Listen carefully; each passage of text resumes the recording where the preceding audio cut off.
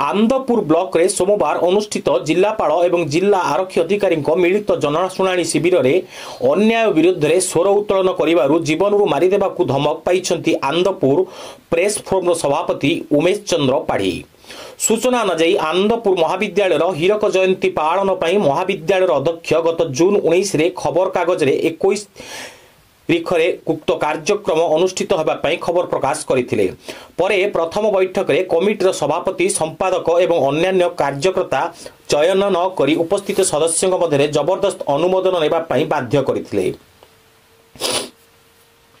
जहाकू विरोध करी किछि सदस्य बैठक छाड़ी चली जाइथिले।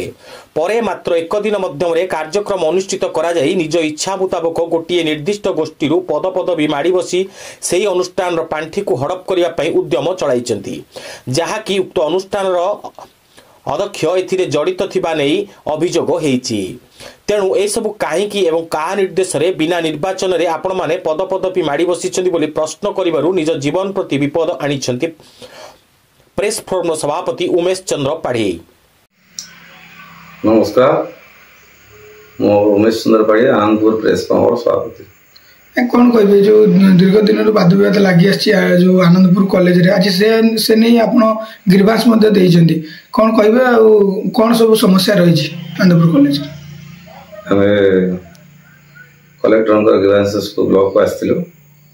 आज आनंदपुर कॉलेज रो आलुमिनी पाई जो अगणतांत्रिक उपाय आत्मघोषित कमिटी को भांगिया बारंबार प्रिंसिपाल, सब कलेक्टर, प्रेसिडेंट, जीवी प्रेसिडेंट, एमएलए को बारंबार आवेदन करते सुधा कर्णपात करप्रति दृष्टि देनु आम कलेक्टर को ग्रीवांस देवाई आसलु।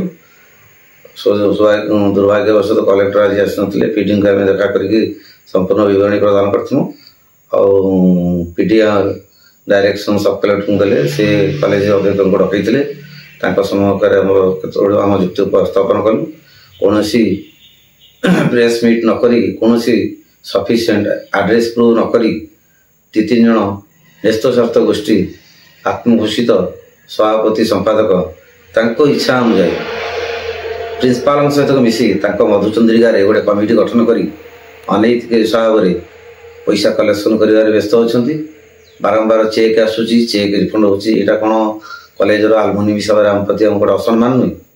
या प्रति अगणतांत्रिक उपाय गठित कमिटी को विरोध कर आज से आम जीवन प्रति विपद दर्शाई युद्ध हम मर्डर कर दिया मार दिया ये प्रकार से पीडी सम्मुख भी सुधा बयान रखिंट। आम भयभीत अवस्था अच्छु, आशा करुचु माने कलेक्टर आम गुहारी शुणिबे एवं विधिविध समाधान पाई चेष्टा करिए। सोमवार यह सब समस्या को नहीं आनंदपुर पंचायत समिति अनुष्ठित जिलापाल अभियोग शुणाणी कार्यक्रम में उपजिलापाल सम्मुखें उक्त अनुष्ठान संपादक आगामी दिन अभियोग को विरोध कर लड़े सह मुंड गड़ा नहीं उक्त प्रकोष्ठ मध्य उमेश चंद्र पाढ़ी को धमक देइछंती, जहाकू बुद्धिजीवी महल में नापसंद करा सह घोर निंदा करा जायछि।